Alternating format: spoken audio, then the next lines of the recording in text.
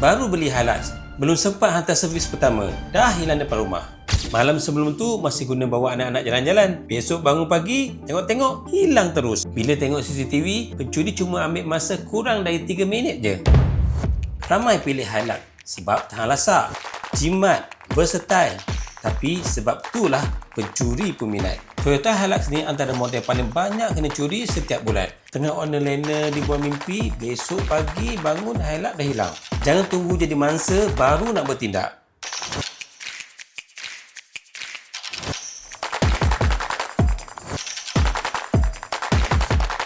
Promosi akhir tahun. Kalau anda pakai Hilux dan nak tidur liner, pasal GPS tracker JT hari ini, tak payah fikir risau lagi.